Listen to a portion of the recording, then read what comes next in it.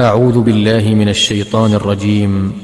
بسم الله الرحمن الرحيم. الحمد لله الذي أنزل على عبده الكتاب ولم يجعل له عوجا قيما لينذر بأسا شديدا من لدنه ويبشر المؤمنين الذين يعملون الصالحات أن لهم أجرا حسنا ماكثين فيه أبدا وينذر الذين قالوا اتخذ الله ولدا ما لهم به من علم ولا لآبائهم كبرت كلمة تخرج من أفواههم إن يقولون إلا كذبا فلعلك باخع نفسك على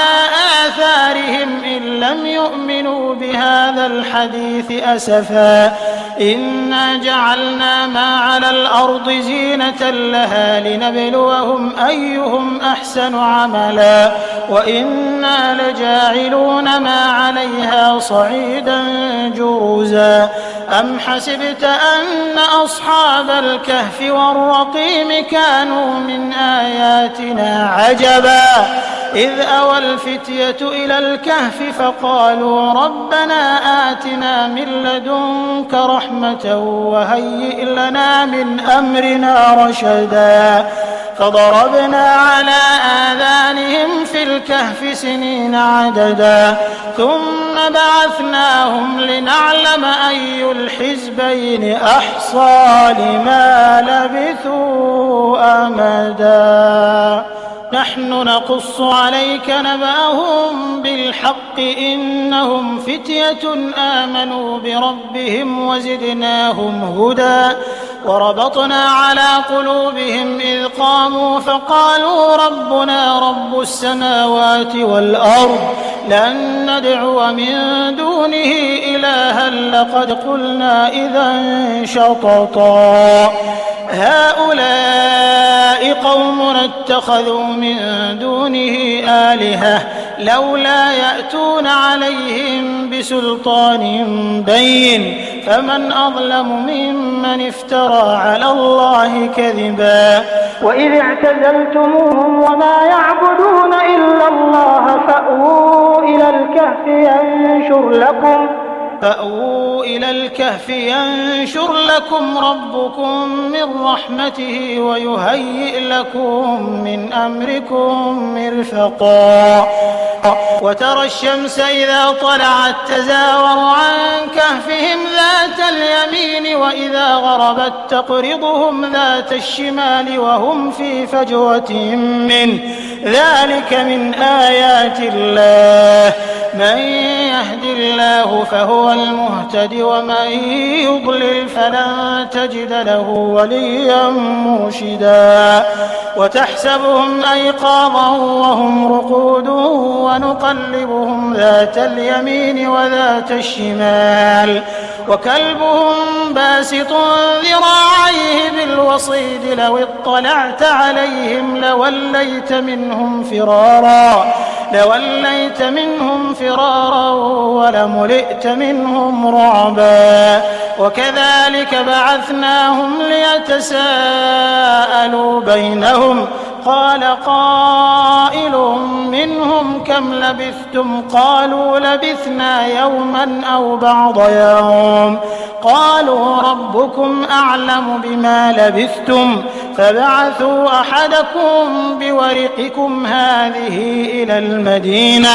فلينظر أيها أزكى طعاما فليأتكم برزق منه وليتلطف ولا يشعرن بكم أحدا إنهم إن يظهروا عليكم يرجموكم أو يعيدوكم في ملتهم ولن تفلحوا إذا أبدا وكذلك أعثرنا عليهم ليعلموا أن وعد الله حق وأن الساعة لا ريب فيها إذ يتنازعون بينهم أمرهم فقالوا ابنوا عليهم بنيانا ربهم أعلم بهم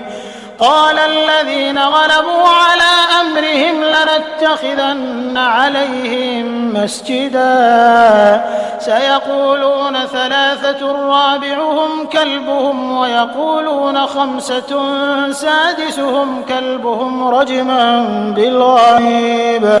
ويقولون 7 وثامنهم كلبهم قل ربي أعلم بعدتهم ما يعلمهم إلا قليل فلا تمار فيهم إلا مراء ظاهرا ولا تستفت فيهم منهم أحدا ولا تقولن لشيء إني فاعل ذلك غدا إلا أن يشاء الله واذكر ربك إذا نسيت وقل عسى أن يهديني ربي لأقرب من هذا رشدا ولبثوا في كهفهم 300 سنين وازدادوا 9 قل الله أعلم بما لبثوا له غيب السماوات والأرض أبصر به وأسمع ما لهم من دونه من ولي ولا يشرك في حكمه أحدا واتل ما أوحي إليك من كتاب ربك لا مبدل لكلماته ولن تجد من دونه ملتحدا واصبر نفسك مع الذين يدعون ربهم بالغداة والعشي يريدون وجهه ولا تعد عيناك عنهم تريد زينة الحياة الدنيا ولا تطع من أغفلنا قلبه عن ذكرنا واتبع هواه وكان أمره فرطا وقل الحق من ربكم فمن شاء فليؤمن ومن شاء فليكفر إنا أعتدنا للظالمين نارا أحاط بهم سرادقها وإن يستغيثوا يغاثوا بماء كالمهل يشوي الوجوه بئس الشراب وساءت مرتفقا إن الذين آمنوا وعملوا الصالحات إنا لا نضيع أجر من أحسن عملا أولئك لهم جنات عدن تجري من تحتهم الأنهار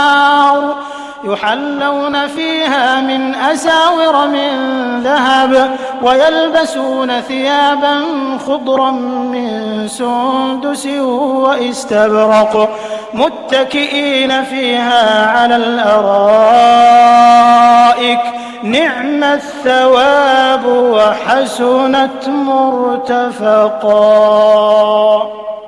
واضرب لهم مثل الرجلين جعلنا لأحدهما جنتين من أعناب وحففناهما بنخل وجعلنا بينهما زرعا كلتا الجنتين آتت أكلها ولم تظلم منه شيئا وفجرنا خلالهما نهرا وكان له ثمر فقال لصاحبه وهو يحاوره أنا أكثر منك مالا وأعز نفرا ودخل جنته وهو ظالم لنفسه قال ما أظن أن تبيد هذه أبدا وما أظن الساعة قائمة ولئن رددت إلى ربي لأجدن خيرا منها منقلبا قال له صاحبه وهو يحاوره أكفرت بالذي خلقك من تراب ثم من نطفة ثم سواك رجلا لكن هو الله ربي ولا أشرك بربي أحدا ولولا إذ دخلت جنتك قلت ما شاء الله لا قوة إلا بالله إن ترني أنا أقل منك مالا وولدا فعسى ربي أن يؤتيني خيرا من جنتك ويرسل عليها حسبانا من السماء فتصبح صعيدا زلقا أو يصبح ماؤها غورا فلن تستطيع له طلبا وأحيط بثمره فأصبح يقلب كفيه على ما أنفق فيها وهي خاوية على عروشها ويقول يا ليتني لم أشرك بربي أحدا ولم تكن له فئة ينصرونه من دون الله وما كان منتصرا هنالك الولاية لله الحق هو خير ثوابا وخير عقبا واضرب لهم مثل الحياة الدنيا كماء إن أنزلناه من السماء فاختلط به نبات الأرض فأصبح هشيما تذروه الرياح وكان الله على كل شيء مقتدرا المال والبنون زينة الحياة الدنيا والباقيات الصالحات خير عند ربك ثوابا وخير أملا ويوم نسير الجبال وترى الأرض بارزة وحشرناهم فلم نغادر منهم أحدا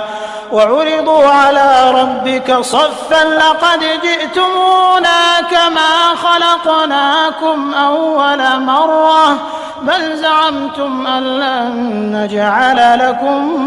موعدا ووضع الكتاب فترى المجرمين مشفقين مما فيه ويقولون يا ويلتنا ما لهذا الكتاب لا يغادر صغيرة ولا كبيرة إلا أحصاها ووجدوا ما عملوا حاضرا ولا يظلم ربك أحدا وإذ قلنا للملائكة اسجدوا لآدم فسجدوا إلا إبليس كان من الجن ففسق عن أمر ربه أفتتخذونه وذريته أولياء من دوني وهم لكم عدو بئس للظالمين بدلا ما أشهدتهم خلق السماوات والأرض ولا خلق أنفسهم وما كنت متخذ المضلين عضدا ويوم يقول نادوا شركائي الذين زعمتم فدعوهم فلم يستجيبوا لهم وجعلنا بينهم موبقا ورأى المجرمون النار فظنوا أنهم مواقعوها ولم يجدوا عنها مصرفا ولقد صرفنا في هذا القرآن للناس من كل مثل وكان الإنسان أكثر شيء جدلا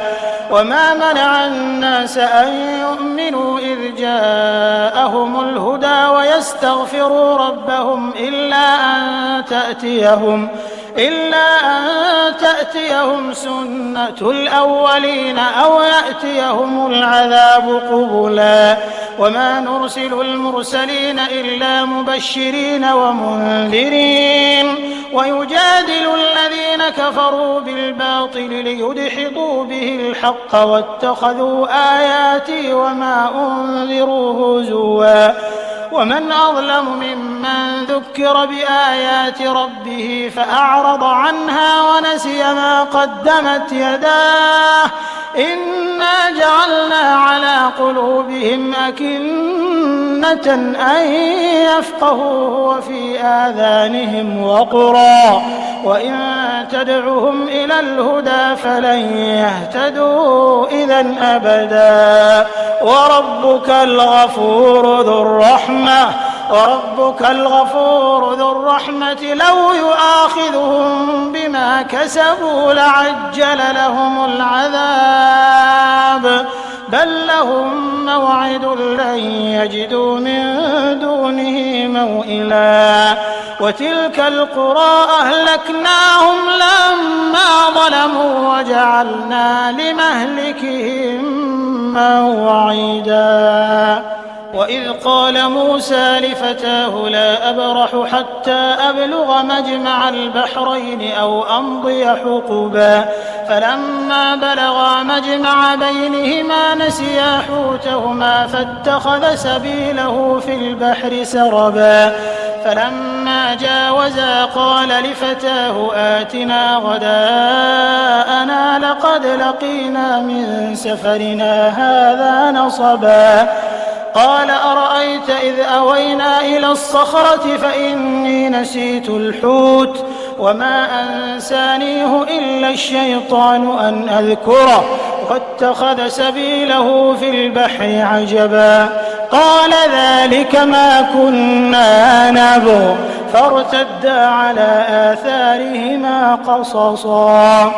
فوجدا عبدا من عبادنا آتيناه رحمة من عندنا وعلمناه من لدنا علما قال له موسى هل أتبعك على أن تعلمني مما علمت رشدا قال إنك لن تستطيع معي صبرا وكيف تصبر على ما لم تحط به خبرا قال ستجدني إن شاء الله صابرا ولا أعصي لك أمرا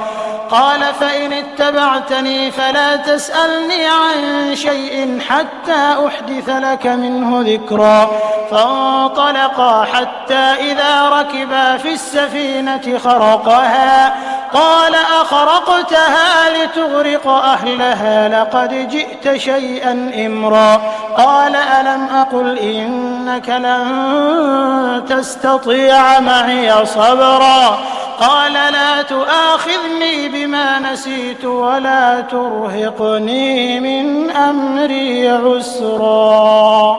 فانطلقا حتى إذا لقيا غلاما فقتله قال أقتلت نفسا زكية بغير نفس لقد جئت شيئا نكرا قال ألم أقل لك إنك لن تستطيع معي صبرا قال إن سألتك عن شيء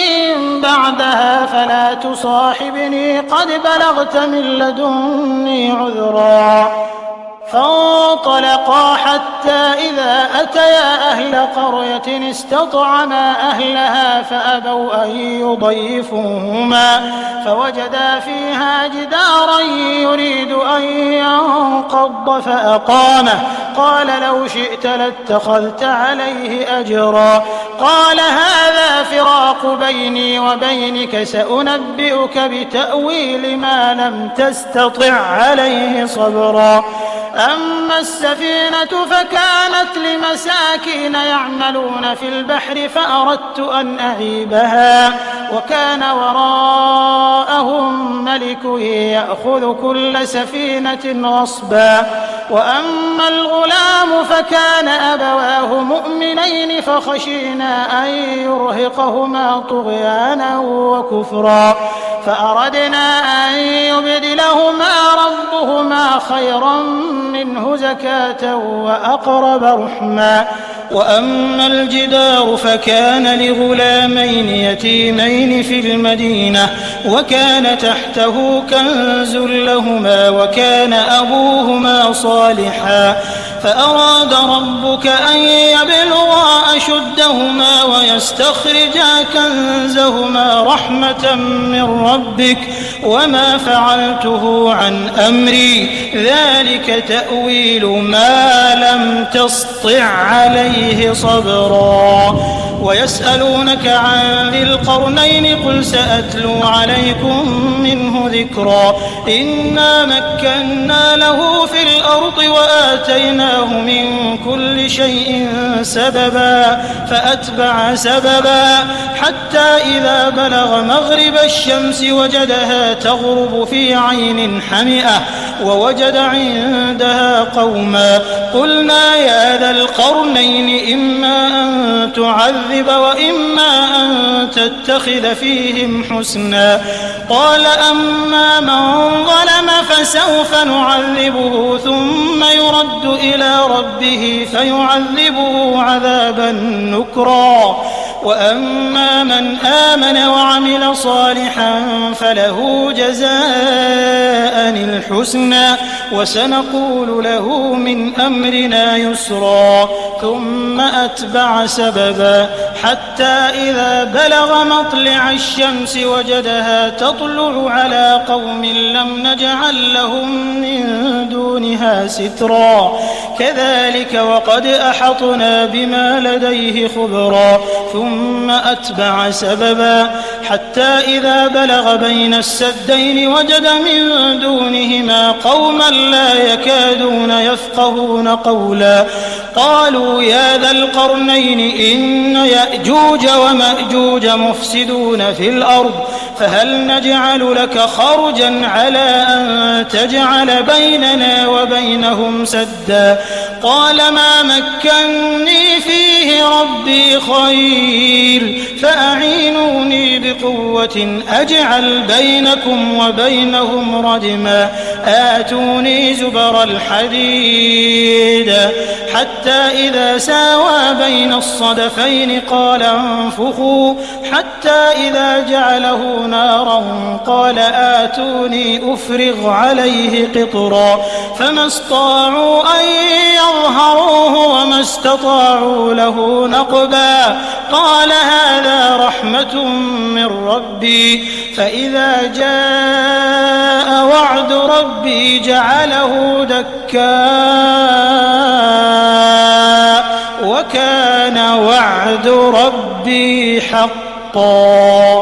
وتركنا بعضهم يومئذ يموج في بعض ونفخ في الصور فجمعناهم جمعا وعرضنا جهنم يومئذ للكافرين عرضا الذين كانت أعينهم في غطاء عن ذكري وكانوا لا يستطيعون سمعا أفحسب الذين كفروا أن يتخذوا عبادي من دوني أولياء إنا أعتدنا جهنم للكافرين نزلا قل هل ننبئكم بالأخسرين أعمالا الذين ضل سعيهم في الحياة الدنيا وهم يحسبون أنهم يحسنون صنعا أولئك الذين كفروا بآيات ربهم ولقائه فحبطت أعمالهم فلا نقيم لهم يوم القيامة وزنا ذلك جزاؤهم جهنم بما كفروا واتخذوا آياتي ورسلي هزوا إن الذين آمنوا وعملوا الصالحات كانت لهم جنات الفردوس نزلا خالدين فيها لا يبغون عنها حولا قل لو كان البحر مدادا لكلمات ربي لنفد البحر قبل أن تنفد كلمات ربي ولو جئنا بمثله مددا قل إنما أنا بشر مثلكم يوحى إلي أنما إلهكم إله واحد فمن كان يرجو لقاء ربه فليعمل عملا صالحا ولا يشرك بعبادة ربه أحدا.